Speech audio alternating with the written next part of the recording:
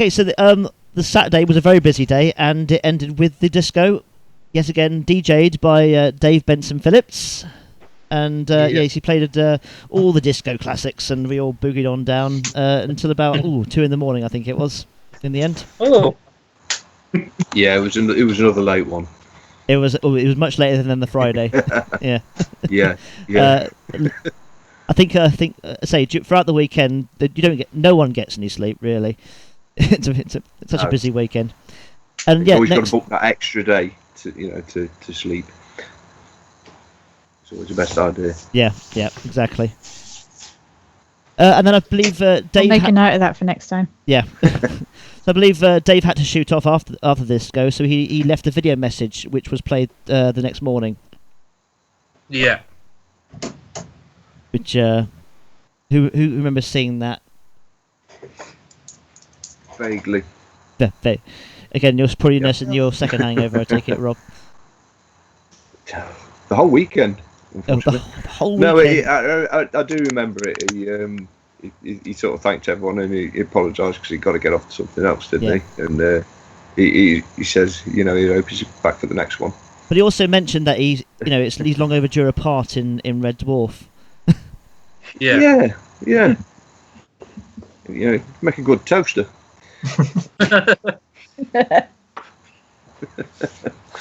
Everyone makes a good toaster, don't they? Really?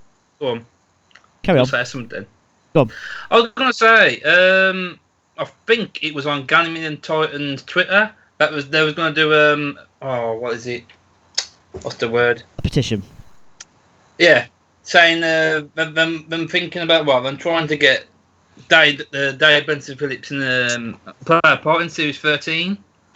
So be good if that. It'd be very cool if that happened. It'd be great to see Dave in Red Dwarf. I have to agree there. Yeah. As has already been said, he's such a character. He just fits right in. Yeah. And he's a huge fan as well. Yeah. Okay, so the Sunday we had Q&A sessions with Dan John-Jules. Yeah. Who I believe was on form as well. He had he had his usual Dan John-Jules act going on, and definitely entertained everybody. Yeah, very long answers. Yes, he gave long answers, didn't he? Yeah. And I remember he was doing this 6 degrees of separation. You name somebody, and you'll be able to connect him to Dan John-Jules in 6 steps or less. Yeah. So that was a lot of fun. And then so we had the two rimmers. Mm-hmm. So Chris Barrie and Marc Dexter, who were absolutely great together. And then we had I think we had Hattie and Stephen Critchlow as well. Is that right? My memory. Yeah. I did miss that. Oh right, okay. Unfortunately. And that was yeah, you are right though. It was Hattie and Stephen, and then Chris and Marc finished off the Q&A session. I've got the order the wrong way around. And so those who were at the Q&As, what did everyone make of the second round of Q&As on the Sunday? My biggest memory of that is Marc Dexter handing a £20 note to Chris Barrie. I think when Chris Barrie was picking him up, is that right? Yeah, and he just handed him a £20 note to say thank you. Then I think Chris Barrie went back on it and he snatched it back off him again, didn't he? I remember. Yeah, and really good chemistry those two. And Marc Dexter was so quick-witted, and it was just a stroke of genius putting those two together in a Q&A, because they just played off each other so well, I thought. Yeah. I think what's his name, Dan John-Jules and Hattie Hayridge done the second auction. I think you missed that one out. That's coming up. That was after the Q&A. Yeah, sorry about that. Yeah. Plus off that. It was an interesting Q&A with Hattie and Stephen as well. I mean, I've never actually... The thing about Stephen Critchlow is I didn't know until I saw about it online that he was not just obviously in Red Dwarf, he's been in loads of other things as well, but he was in the advert with Philip Laby. Yeah. Which I did not know. Yeah, when the I saw furniture Red advert. Dwarf, I did not click. Well, you wouldn't do in makeup. No. Yeah, I was dying to see what he looked like. Yeah, I was joking we should get Oak Furniture Land to sponsor DJ, since they've got two Yeah. Red Dwarf actors. Yeah. I think that's definitely. That's it. That's just springboard to Red Dwarf. You've got to be there first. Yeah. It's like everyone who's been in EastEnders ends up in the bill, or anybody in the bill ends up in EastEnders, wouldn't it? Yeah. Yeah, I realised on the weekend that I had seen Stephen in the 39 Steps on stage in London a few years ago, and I hadn't realised until he was sat opposite me in the green room, and he mentioned something, and all of a sudden it just clicked, and I was like, "Oh my god, I saw you in that!" And yeah, he was great, but like I hadn't like put two and two together at all. Yeah. So I did see him a while ago. It turns out. He is one of those actors who turns up in things and you don't actually realise until later. Yeah, absolutely. Yeah. I must say, with the photo shoot with Stephen in it, he's absolutely brilliant. I looked at the table, and in every single shot, he just looks like he's photobombed every single photo. I'm sure there was a few of them where he looked like he was looking up at the ceiling. It was almost like he was playing Captain Herring. Yeah, well, we asked him about that in the Q&A, and he said he says he does it because his father used to do it. He says if you lean backwards, it makes your nose look normal. Is what he said. Yeah. I asked him how he. A little. Sorry, carry on. Sorry, I was just going to give you a little tidbit from the green room, which was obviously we had Chris and Marc on the Saturday autograph session. Yeah. But they were on the Sunday morning photograph session. So they'd agreed to just sort of sign the photos so that when we gave them back to you, they'd already be signed. So they were going through all the photos. And Chris and Marc were cracking up looking at Stephen's various faces on the pictures. They said, Chris said, "Oh, it looks like he's just an old guy that's got lost and wandered into the back of the shot." And as they were scanning through, they just completely lost it. They were absolutely crying, laughing. It was very, very amusing to see. Oh, absolutely brilliant. And I believe a couple of people asked Marc and Chris to pull the Rimmer resentment face from Trojan on some of the pictures as well. Yeah. Oh, I saw that. Yeah, I saw that one. And Marc. Yeah. I say Marc Warner. He did tell me that in his. Well, I think I've seen it actually in his photo. He didn't know at the time, but Danny was doing it as well. Yeah, I saw that. Yeah. So we had all three of them doing it, and then just Stephen in the background. Yeah. There's a good one of them all doing jazz hands as well. Ah, I did yes. see. Yes. Yeah, seen that one. So after that, we had the auction round 2, and Dan and John-Jules took control of that with Hattie, I believe. Remember right? Yeah, That's correct. Yep. And we had some quite special items. Copy of it was Tongue Tied went, didn't it? What was it again? Was it vinyl and CD? CD. Yeah. What did that go for in the end? That was really high. £300, wasn't it? it was £275. Ah, Yeah. It was Was it- only up to 300, but I think it's. I think someone bid for 300, but there was pushing it, and then he didn't bother. So I think it was 270 something odd quid. Yeah. Yeah. Wow. I think he was happy about beating the Crichton picture that went just before. It was. Oh, the Bobby having a cack. That was it. So it's a nice sort of pop art style picture of Crichton. Yeah, it looked like he cracked his pants. And yeah, and I think he was encouraging a girl in the front row to tweet Bobby about it. Yeah, and saying that his item beat Bobby's item. Yeah. The problem was he said tweet this number, and then as soon as he did that, they had to start again because the number went up. Oh yeah. Yeah. Yeah. So can you do it again, please? Yeah. And Yeah, but again, both of those would have been signed. Were signed by Colin and Danny as well, so that always helps. And the top item that went was a very rare badge, was it? If I remember right. It was the what? Sorry. The top item that went at the auction, was it? I think it was like a badge or something that was really, really rare. The cardboard cover. Was it, or was it? Or maybe I'm getting my wires crossed. I don't know. There was a pin badge, I think, but I thought that was in the raffle. But I could be completely wrong. Right. Okay. Joey was in charge of prizes, so I'm not sure. I think I know which one you're on about. Was it the cups that was at the premiere? Oh, that was one of them. Yeah, some leopard lager cups and some pin badges that weren't released. That was it. Yeah, that was it. I got Series 11 premiere. Yeah. Yeah, and there was some. Yeah, that's right. It was a rare version of the pin badges that hadn't been released. That's right. Yep. That's right. Yeah, they had they've got different print on the back of the card that holds them. Yep. So yeah, it's amazing items, and I say the Sunday auction raised a lot more money. Well, I mean the items themselves individually went for a lot more, and it was definitely a good result for the charity. What was the charity this year, Joe?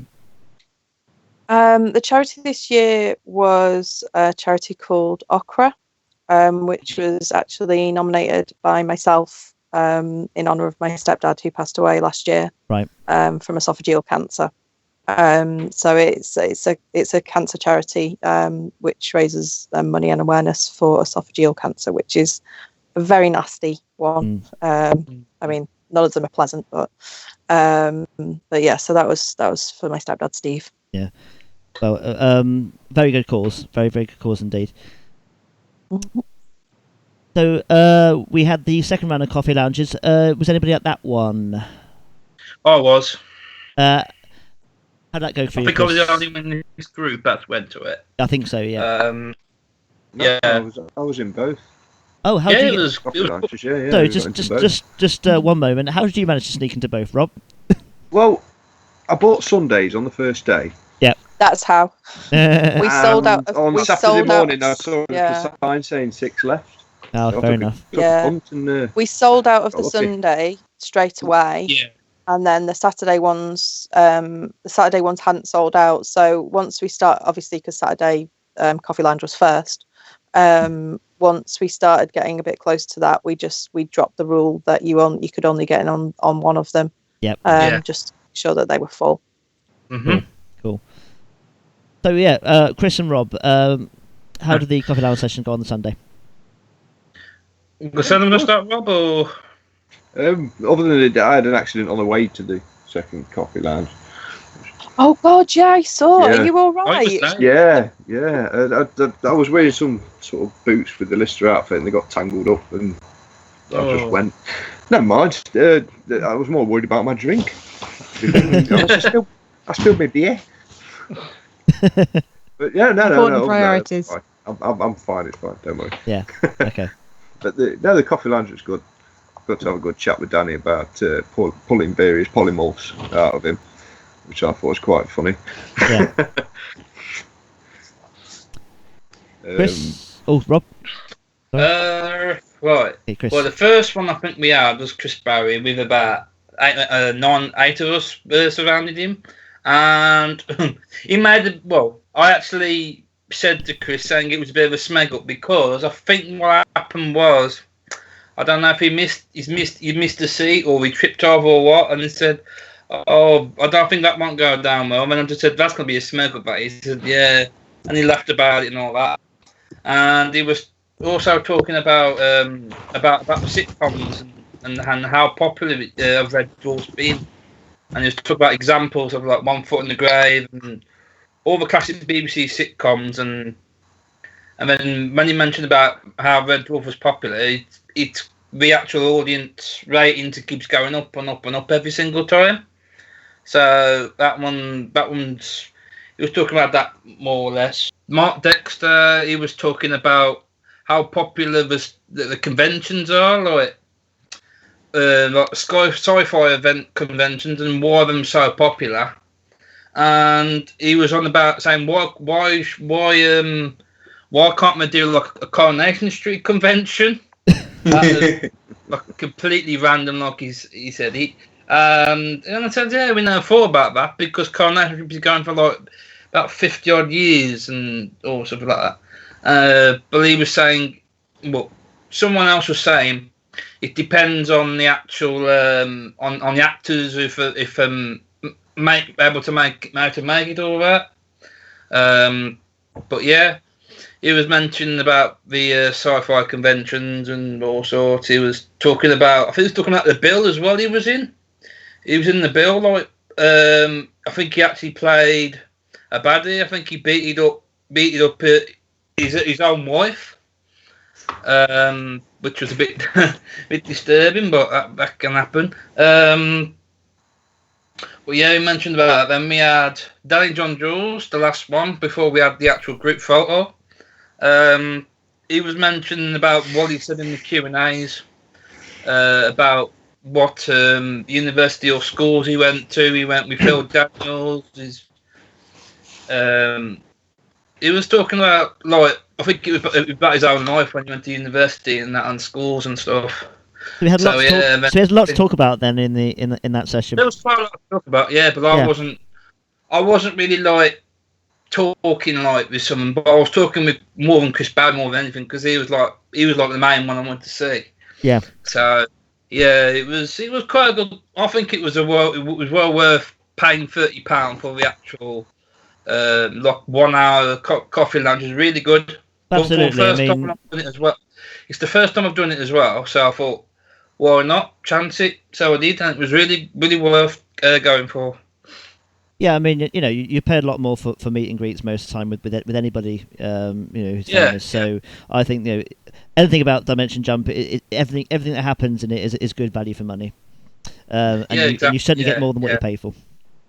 It's like with the photo sessions as well. You're paying like £15 a session, but if you go to other conventions, it might be like the same price, but it depends how many people are in the group. You might have like 2 or 3 people or 4 people in there, and you might want to get charged more. Yeah. But, well, obviously, there's only one price with Dimension Jump, and if there's more than one person, you split the cost, and that's very cost effective. Exactly, yeah, that's good. That is for the like if you want to go with somebody else, you can split the cost like $7.50 each. Yeah, PJ, quite good amount of money. PJ, you noted that Marc Dexter was in 24. Yeah, I was really quite excited when I found out. I read his Wikipedia page actually on a Friday night after I saw him with Lucy Pole, and learned a bit more about what he'd done, and couldn't believe that he appeared in 24. But when I asked him about it, he told me that he never actually got to meet Keith Sutherland because although they were in the same scene together, they edited it very cleverly, and actually he filmed his part in Middlesex, whereas Keith filmed his in America. So Middlesex, not quite so glamorous, but yeah, it was great just to meet someone from 24 and also David Cameron all in the same night. So yes, because he's played David Cameron as well, hasn't he? Yes, a really good actor, and I would like to watch more of his stuff. Absolutely. But also, I'd like to try and get hold of the episode that Hattie Hayridge was in of Lex as well, that she mentioned during the questions and answers. I don't know if anyone's seen that.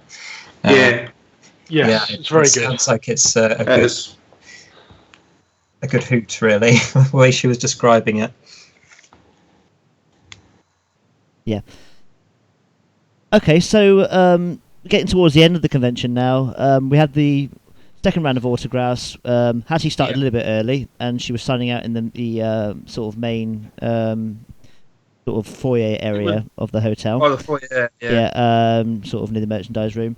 Very long queue for Hattie.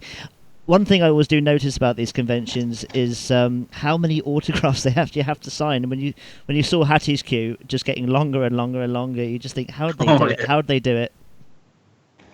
I mean, One thing I would say about Hattie and all of them really is that they all seem to be really, really interested in everybody, and Hattie especially really wanted to, stop and chat, and had a chat with her about. I saw her live a few years ago in a comedy club, and she was really interested in. Which club it was that I seen her in, and it didn't feel like she was in a rush to get rid of me or anything like that. So it was just really relaxed, even though it must be daunting to kind of sit there and know you've got hundreds of more people to get through. Yeah. That's quite fun. Most of the cast that you meet, even with time constraints, there's always time to have a little chat with them, and they're always happy to do so. Yeah. Danny John-Jules, I think had to go, so he was getting through his autographs quite quickly, and I think he was going for a world record actually. Yeah, but I think he got through pretty much them all, and Stephen was pretty much doing the same. So the autograph sessions went a lot quicker on the second day.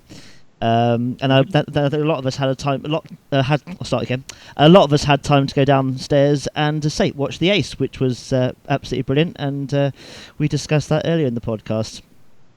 And then that was pretty much it. And then we had the closing credits. And a little epilogue at the end, which was extremely funny. What was the actor's name again, Joe? Sorry, my mind's like a sieve. That's all right. It's Henry Imbert. Yeah, and I think he appeared sort of as himself as a polymorph right at the end, which was a nice touch. That was cleverly good, very good. And then that was the end, and then it was all time to go home, which was It's about 5 o'clock, didn't it? About 5, yeah. Yeah, that. And everyone was sort of said their goodbyes and started crying, and you could hear the sad music in the background. Now, throughout the weekend, who went into the merchandise room, and did anyone get any merchandise at all? Yeah, on the first day. It's James. I think I walked in on the Friday and just spent God knows how much money. Yeah. So what did you get? I got the T-shirt, the patch, the mug. And I think I did the guess how many nanites in the jar. Right. Stephen, did you get anything for the merchandise at all? Oh God, I found it difficult to stay away, to be honest. It was. I got a few videos, Series 7 VHS tapes. And I remember seeing the remastered box set up there, and I said, if I don't see it gone by Sunday, then I'll allow myself to have it, which I did, and I got a few books and Dimension Jump poster and the T-shirt as well, and I noticed there were a lot of VHSs going this weekend. Yeah. And not just the rare remastered VHSs, but also the 6 of the best, which had the CD in it. I remember seeing that. I haven't seen that for a long time. Yeah, I've got that actually. I actually got that on eBay a few years ago. It's really great. It's worth every penny. That. Yeah. But of course, you had all the old videos, including the old Smeg Ups and Smeg Outs videos, which. Oh yeah. They also had DVD. They also had some VHS and DVDs that for like other countries. Like I think they had like American DVDs. And, they had a French Series 1, I think. Yeah, I did see. One thing I haven't mentioned is the T-shirt for this year, the Dimension Jump logo design. I believe there was like there is a competition for the best design. Oh, yeah, that's right. So the logo was Paul Muller designed the logo. Yeah. For this time. But yeah, we've always had a competition before each DJ just to kind of mix things up a bit. And also it kind of gives, because we are fans as well, and so we want you guys to feel involved wherever possible. So it's a way that we can get other people, other fans involved in the event by opening up the logo design to you guys. But yeah, Paul Muller was this year's winner, and it's been really great. It's a really great design. Yeah, it looks absolutely gorgeous on a t-shirt. Yes, it really does. And now, I bought the one in 2015, so Dimension Jump 18. That was an excellent design. The problem is, I've worn it ever since as my regular clothes, and that was a real mistake, because you were selling them at this Dimension Jump as well, and I noticed the difference between how mine had worn and how pristine the new ones looked. that hadn't been touched or worn. So I've decided now that those t-shirts are just for conventions only, and I'm going to put them away and not wear them. Because it's difficult. Yeah, especially DJ 19, because the design is so lovely. I don't want to. I don't want it to fade in 2 years' time by wearing it out. Oh no. Anybody else with merchandise? Yeah, go on. Go on, Chris. I bought a patch. The mug from this one, the mug from the last one, because I missed it, and a few other bits and bobs. Some snacky snacks. Everybody should have had some snacky snacks. They were brilliant. I also noticed. Sorry, go on. And we got a little poster at the end. As they're packing up, someone come round, they're giving us a poster for £1. I think you got one, didn't you, at the time? Was you still there? We were sat in the foyer. Then we got the just with the DJ logo on, sort of A3 poster. Yeah, because we had some event specific stuff. So yeah, like anyone who was kind of there when we were shutting up shop got the benefit of a few little sale items. I also noticed that there were genuine JC bags for sale. Yes. Yeah, I've seen them. And I saw a few people getting those signed as well in the autographs. So that was quite nice. Yeah. I mean, my budget didn't stretch far enough to buy it, but I wish it did, because on the Friday my bag actually collapsed, and it was pretty much unusable. And so I was I borrowed one of PJ's sports bags for a while, and apart from that, I was walking around and dropping things, so I could have done with one really. Chris, merchandise? Yeah. Bought the actual official Team Shepherd issue because I always buy them anyway, because it's like a part of a souvenir when you go to it and you remember memories from it. And I bought the actual photo file just to put my photos in, and that was it really. Yeah. I got the this year's Dimension Jump T-shirt, and I wanted to get the Muggs Murphy one from 2013. There are only a couple left, but I left it far too long, and there are only XLs left, so I couldn't get one. So instead, I went to the official merchandise stand, because that was all there as well, and bought No Longer Insane T-shirt. I absolutely fell in love with it on first viewing. That one, yeah, that's a good one. I fell in love with that one as soon as I saw it. Sorry, I was going to say, I thought did you see the Crichton tops? Yes. That they were selling? Yes. Yeah. I think they look so much better in person than they do on the website. Yeah. Yeah. Like, I saw them on the website and I was like, But then it's Tessa Glover that was there, which is Doug's sister-in-law. So she was the lady that was selling the official merchandise. Right, so that's who I was talking to. Yes, that's who you were talking to. Wow. Yeah, and she brought those along and like put them out, and I was like, oh, do you know what? These actually look really nice, like, in real life. Yeah. But yeah, on the website they looked a bit iffy, but they do look really nice. So. Well. Also. Yep. Related to the official merch, we do have the discount code as well. So if you want to buy any of I think it's for the clothing. Mm-hmm. But if you go on the website and use the code Dimension Jump, that will work for 20% off for the rest of this month. Fantastic. So you know. Very tempting. Very tempting. Yeah. Yeah. If it wasn't for the No Longer Insane T-shirt, I probably would have got a Chryson one, because that would have been definitely next on my list. without a doubt. Just nice to own a bit of official Red Dwarf 11 merchandise, really. Yeah. It's nice that there is official merchandise. Well, it's been so long. Yes, it has. How long has it been? That we've been waiting. God, I can't. I'm trying to think. I'm not really sure what the last time they brought.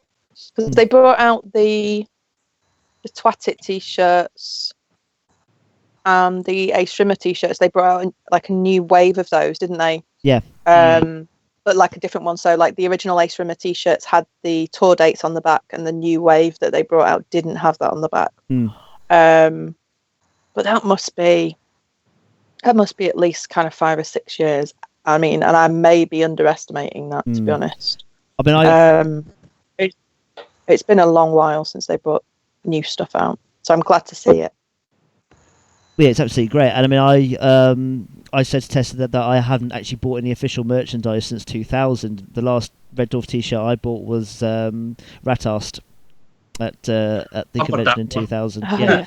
Which I saw some people wearing, including yourself, Chris. Yes. I didn't need to wear it because I had enough t-shirts in the end, and also that one's starting to get worn out. But I've had that one for 17 years, and it's actually lasted. But yeah, so that was the first piece of official Red Dwarf merchandise I've bought in about 17 years. So yeah, good to see it back. Yeah, absolutely, it is. Yeah. So that was about it. So anybody else want to sort of anything that hasn't been mentioned about the weekend that anybody wants to sort of slot in before we go? Did anyone mention Rebecca Blackstone making an appearance? Oh, she was there. Yeah, really good point. One of my fellow admins and one of Chris's fellow admins from the Red Dwarf posse, Kerry King-Neal, was dressed up on the Saturday as Big Bang Beryl, and I think she did sort of an amalgamation of Big Bang Beryl with the pre-makeup on her yes. head. Yeah. And yeah, she bumped into Rebecca Blackstone, who was just there, wasn't she, as herself? Yes, she has a little girl now, almost 2, and she couldn't get childcare, basically, was the problem. Right. She wanted to come and she wanted to see everyone, so we just said, you know what, we'll put you up in a hotel room, bring your daughter with you, and just hang out with us, like come down, and and if Lily's comfortable around everyone, then you can just have a chat with people. And she's more than happy to do that, because if any of you got time to chat with her, she is one of the nicest people you will ever meet. She's so lovely, and she was absolutely thrilled to see Kerry's cosplay. Yeah. Well, she was thrilled to see it the first time when I introduced her, and she was dressed up as Big Bang Beryl. But then when she adapted it to become Big Bang Pre, she was even more so. Oh, yeah. She's just completely. She's a lovely, lovely lady, and she just wanted to sort of hang around and see you guys and just chat with some of you and just be there and be part of the whole experience. And she sent me a message afterwards and said she'd had an absolutely lovely time. Everyone that she'd spoken to was, really nice to her, and, thank you. That's fantastic. I mean, it was a surprise to me because I just walked into the corridor and saw Kerry talking to someone, didn't realise who it was, and just shouted at Kerry, "Oh, Big Bang Beryl," at the top of my voice. And then Rebecca Blackstone looks at me and starts smiling and giggling, and I was like, "Oh, right, okay." Rebecca Blackstone's here as well. I didn't know that. That was quite a surprising moment. And we've seen some pictures on social media and some official photos as well of Kerry and Rebecca together. Yes, yeah, and they're absolutely brilliant. If we're talking about highlights of the weekend, that's definitely one of the unsung. I'll start again. If we're talking about highlights of the weekend, that's one of the unsung highlights of the weekend, I think. Yeah. It was really lovely to have her there, and she had a lovely time. So, fab. Anybody else want to mention anything? Basically, John, Orie, and Marc, you've heard the evidence, and I'm sure you've seen the pictures and videos online of the event. What are your thoughts? Start with John. Well, personally, I mean, it does look like such a great event, and you can tell, obviously, by looking at it, but also by hearing the likes of Joanna, it's a very well-run event. So, you would be there, and you know that everything's going to happen. It's relatively family friendly, and it sounds like it's very inexpensive as well, you know, and there's a lot of hijinks. So I want to be there in 2 years, definitely. Excellent. So that you're sold. Yes, absolutely. You know, John, have you been to a convention before? Not a Red Dwarf one, no. Right. Okay. Well, there we go. Pencil it in. Just more like kind of Comic Cons, that sort of thing. Right. Yeah. You'll love it.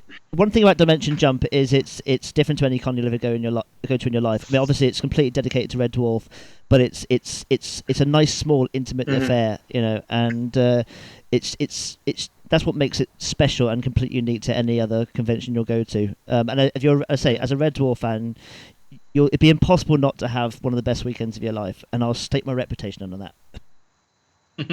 Oh, thanks. I agree. You were saying that, like, so Dave Benson Phillips was there doing the DJing. We did the karaoke and the disco, yeah. Yeah, I mean, he was quite a big part of my childhood with, like, so Get Your Own Back and things like that. Yeah. Yeah. You know, Same. exactly.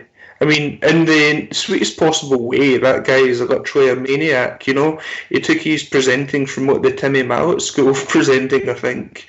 But, you know, he should be on TV even now. So it's great to see he's still doing stuff. Yeah. Yeah, I couldn't agree more. It's great. It's great to see he's still doing stuff, you know? More power to him. Yeah. I think he still does the tours down to around the like Edinburgh Fringe Festival and Get Your Own Back tour sort of thing. Yeah. Yeah, he has been doing, yeah. Yeah. I mean, we're at this time of life now where, you know, people from that era are very much tapping into the nostalgia market, but, you know, for good reason, because they are larger-than-life characters from that time. You know, you've still got a lot to offer.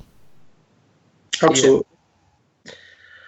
So, Orie, what are your thoughts on what you've heard and what you've seen regarding Dimension Jump?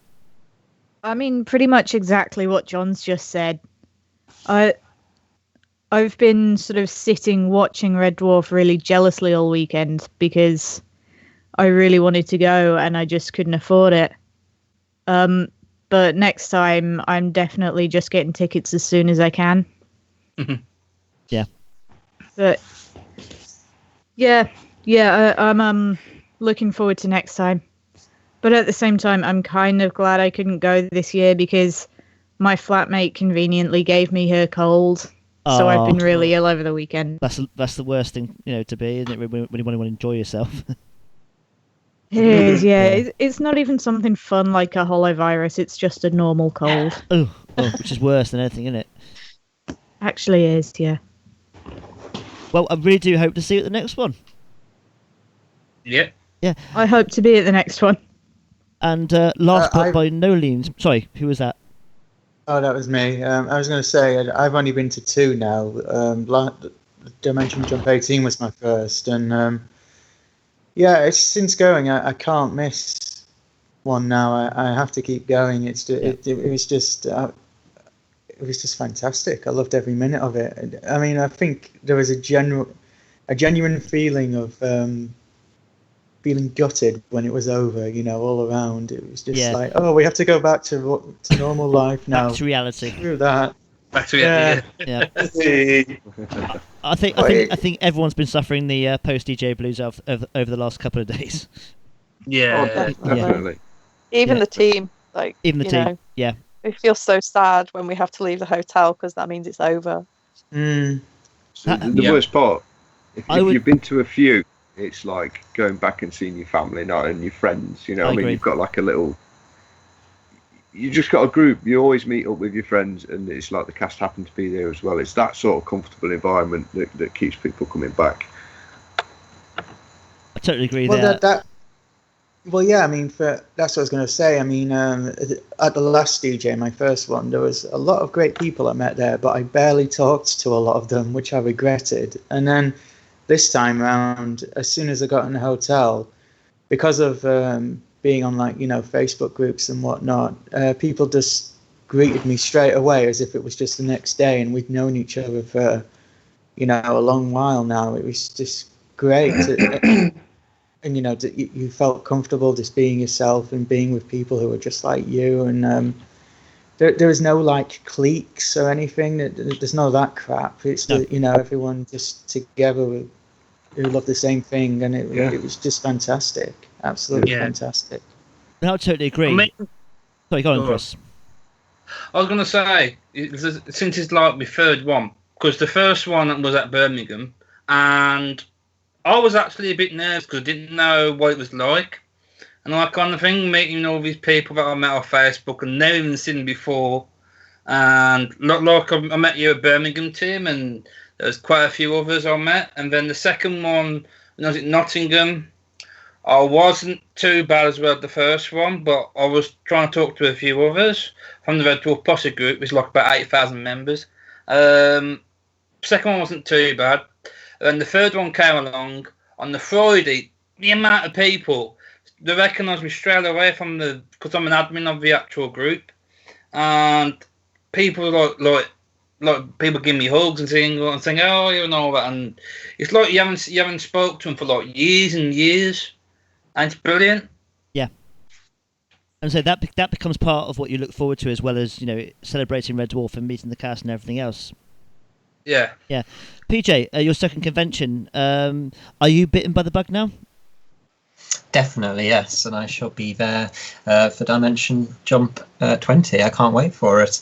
And I think 30 years of Red Dwarf. I think it's going to be a special one. Mm-hmm. Well, yes. Next year is, of course, the 30th anniversary. Can't believe that's coming. Well, my first convention was, almost 20 years ago, 1998. And back then it was literally just, a whole bunch of Red Dwarf fans turn up at a hotel and meet the cast. And that's pretty much it. And yeah, you may have made a few friends, but we didn't have social media back then. Now it's really changed into something where, yes, we go into the Red Dwarf convention, but at the same time, we have a community of fans who already know each other going in, and anybody who does go there for the first time who doesn't know anybody will very quickly get to know everyone. And then when before we know it, we get more and more fans, coming together for the common cause that is Red Dwarf. And I think that's what it's become now, a much more sort of organic and fun event in that way. Just a quick snap poll then. Say aye if you're all looking forward to the next one. Aye. Yep, that's 100%. There we go. So, last but no means least, Marc with a K. What are your thoughts on what you've heard and what you've seen? I've mentioned, I think it was in the first one that I've always wanted to go, but I think from everyone's point of view and audience, like everyone's like together. It's like, as someone said, I can't remember who it was, but it's like a family meeting up all together. But yeah, I'm sold. I mean, I'm going to try and buy the tickets as soon as I can, or as soon as they're released. So yeah, I'll be doing the same.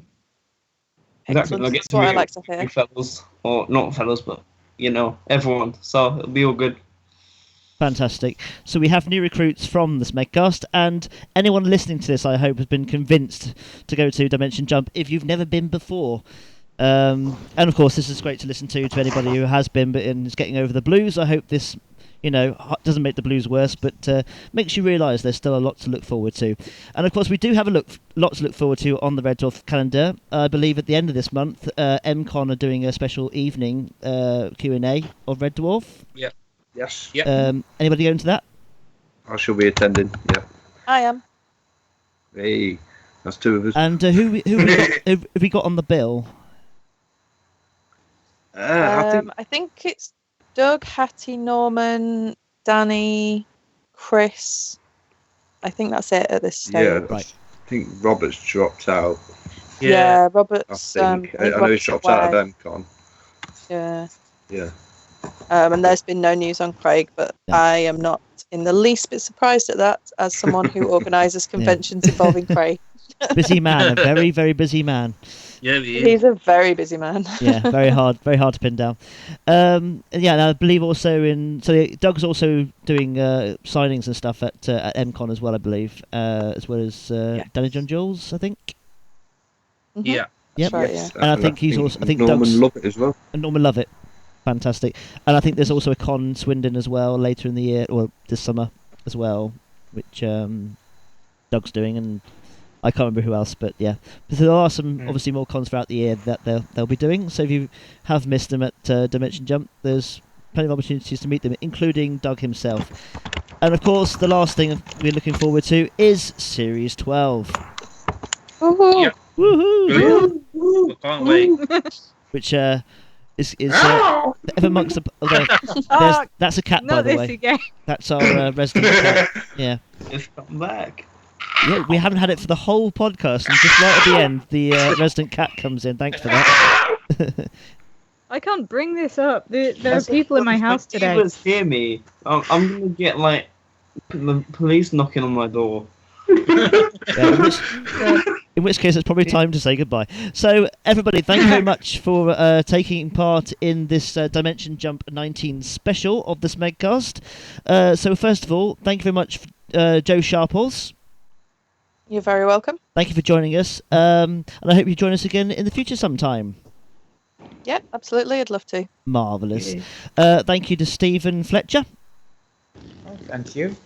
Thank you, Rob Coker. Thank you all. And thank you to PJ. Thank you for having me. So all you guys, this is your first Smegcast. I hope you return in the future and join us on the idle chat about Red Dwarf and many exciting things about it. So thank you to Chris. Thank you. Thank you to James. Thank you very much. Thank you to John. Dankeschön. Thank you to Orie. Peter. Thank you to Marc. No problem. Anytime. And yes, and finally, thank you to me, your host, Tim Shaw. Thank you, Tim. Yes, thank you. Thank Tim. you. Well done. Hang on. Oh, I feel loved. Okay, so on the next Medcast, I'm not quite sure what's happening, but I think at some point we'll be reviewing in our backwards review of Red Dwarf Crisis, and looking forward to hearing everybody's thoughts on that episode. But until then, it's goodbye from me and goodbye from everybody else. Goodbye. Bye. Bye. Bye. Bye.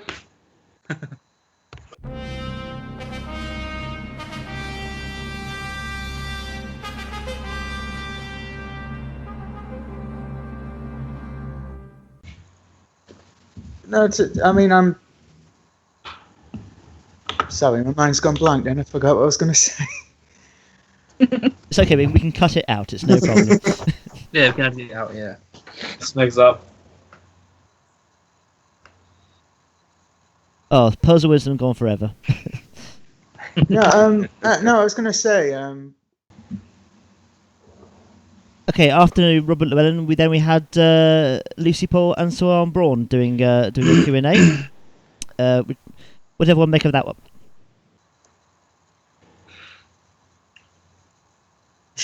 Stunned silence. Awkward silence.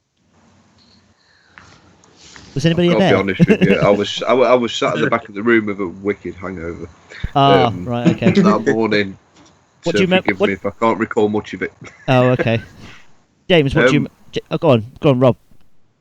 No, it's just I'm sure I remember finding out that she'd done voices in a few video games. James. Is he there? Sorry, I'm on mute. Oh, okay. So, I'm talking away and nothing's happening. so Joanna as well, the fact that she was in Stargate, I thought was quite interesting.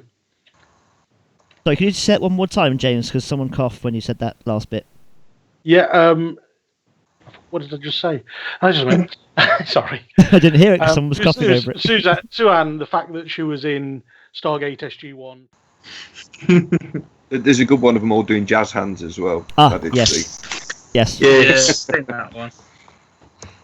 Can't go wrong with some jazz hands, can you, really? Yeah. Go. Always laughing to play so. Well, they could do if it was a funeral. I mean, Well, yeah, there are some places where you shouldn't do it. No. Yeah. Even that depends. Oh, maybe if you're in New Orleans, though. fair. Yeah. Oh, so we have Stephen Critchlow as well. He was talking about flipping out. Mine's gone blank as anything.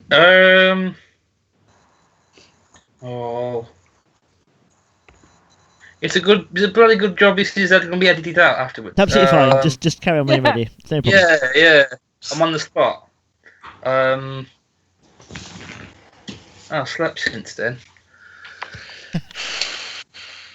Stephen Critchlow. Yeah, I think he was talking about the. Well, actually, you know what? Can I skip the Stephen Critchlow because I can't remember what happened? Yeah, no worries, mate. My mind has gone to bits ever since Sunday. Marc Dexter, he was talking about. No problem. Anytime. And also thank you to Marc C, who was with us right at the beginning, and then something went terribly wrong. But hopefully we'll hear him again. His computer kind of blew up. Yes. Yeah. So hopefully we'll. Water on it. Yeah. So hopefully we'll hear from him again in the next podcast. And of course, thank you to Did me. you learn nothing from Holly? He said he dropped water on it, but I'm starting to think that he actually tried cleaning it. Yeah. It's gone terribly wrong. Yeah. Yeah, it's currently in a bag of rice. Yeah. And yes, and finally, thank you. Please don't say we're And recording. signing off. There we go. Cut off. That's Yeah, it. please tell us. Right, that podcast is going to need a lot of editing. Yes. It's very long. Good luck with that. That was longer than I was Yeah. expecting it, but yeah, thank you guys for joining us on that one. Thank you, Joe, for taking your time out of everything to join us, and lots of great discussion there.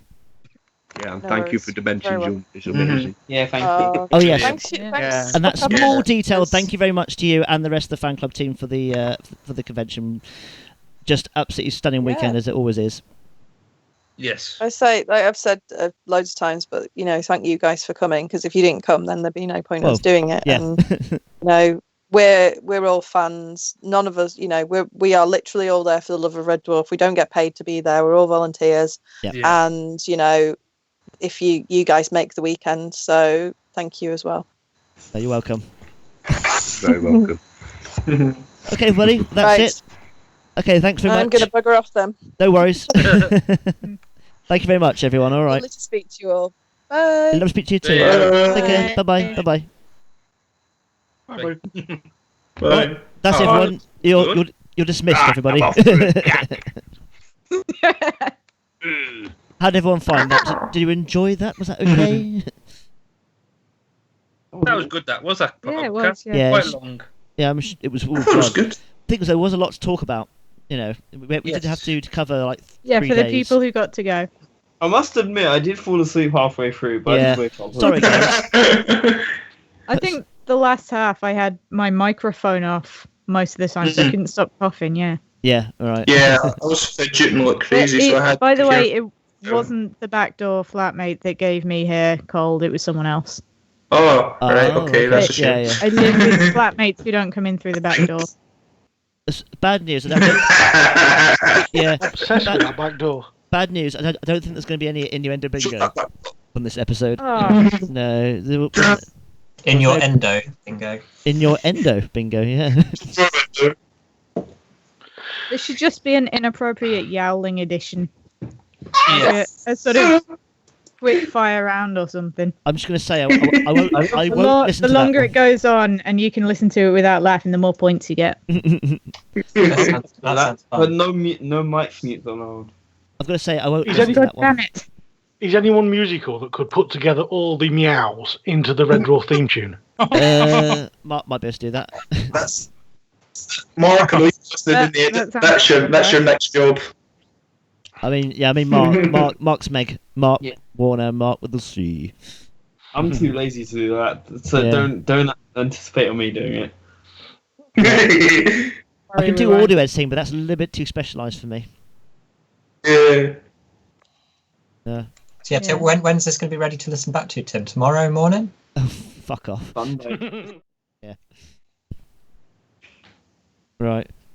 Well, okay. Well, we can all bugger off now. By the way, just unless you want to stay, unless you want to stay and chat for the rest of the night, it's fine. I don't mind. I'm going to stay here forever. See you all later. Forever. And ever. Oh, I'm James off is to gone now. listen to All right, episode bye bye. 4, actually. Sorry? So Right. yeah, I'm gonna go listen to episode 4. So I'll see you later. Oh, good. Talk to Enjoy you it. later. It's a good one. Oh, It's a good one. Good. Well- Bye. Hope you enjoy it. Chill. Bye. Oh, and then there were 4. I know. I'm just waiting to And see this- who leaves next. This is literally. Yeah, this is literally cold roulette. So who's going to be the first to blink? Yeah. Who's going next? Go on. It's like the weakest link or something. And the funny thing is, I'm the lead. I set this group up so I have the power to remove people from this call. Ah, so you have the power of Grayskull. Ah. I have the power. Okay, I'm gonna go now because I've got other Yeah, things to do. So You've got editing to do. You better go. Yeah. I'm not doing it tonight. I'll get some. I'm not doing it tonight. Got to be released by tomorrow. I'll get something. I have to speak to Marc anyway and see what he wants to do. I've got something really important to say. It's got to be said, okay? Go on. You just all need to listen. Okay, you ready? Yep. You ready? Okay. Yeah, I knew he was going to do that. That's that's old You Red got Dwarf till style. That tomorrow. is. Sorry. He left. Sorry. You got till 9 tomorrow to edit this. Not happening. Just not happening. Heavily edited this. Well, gonna you be. got to make it happen. No. If you edit me completely out of it, I will not be happy. You won't speak to me. You won't speak to me ever again, will you? No, I'll be very upset. I'll leave the cat stuff in. It's fine. Yep. Right. Well. When are you doing your crisis episode? I don't know if we're Probably doing a podcast next week first, or if we're going to be doing just the crisis episode, or we could be doing both together because we are trying to do 2 podcasts together. It won't be as long as this one because this was a special. Yeah. I think each one would probably be probably take about 2 hours to do 2 episodes normally. So it'll be about the same length of time, but it'll be 2 rather than 1. So we'll do a general episode, just general discussion, and then we'll go straight into the review episode, reviewing Crisis. So if you want to take part in either of those, then yeah, it's fine. Oh, thank you. Yeah. Yeah. If I'm available. If you're around, yeah. Yep, check with my PA. Yep. Go back to your trailer. Yeah. Well, yeah. I mean, rewatch Crisis again. Come up with a mark out of 10 for it, and then just come on and tell us what you think about it. That's about it. And have you got any favourite quotes from the episode and stuff like that? That's all we need for it. Yeah, I mean, I've got a hold of all of the things so far on a Word document. So far, we've got 7 for Can of Worms. Yeah. So. Since Marc's computer blew up and he was doing the, I think he was actually recording the main copy of this, wasn't he? Just when I recorded the backup, wasn't it? Yeah. And I You've got recorded the backup. I did record the whole thing this time. So. Okay, you didn't have to depend on me that time. So. No, I have got it. I've got it all. So. And I can tell you that the recording, well, with all this bollocks on as well, it's over 2 hours. It's over 2 hours, but the actual podcast itself was under 2 hours. So it's going to need a bit of editing, but it's going to be a long episode anyway. So all of this bit's going to be in the specs up, take it. No, this won't be. No. This is Yeah, just I chat. think it'll be the like special. I just haven't turned it off. Are we going to do a commentary over the original podcast? We could do like a cast commentary. That would be weird. Commentary over the commentary. That would be too confusing. No. Right, guys, I'm gonna go. All right. All right. Take care. Take care, Bye-bye. and speak to you soon. Bye bye.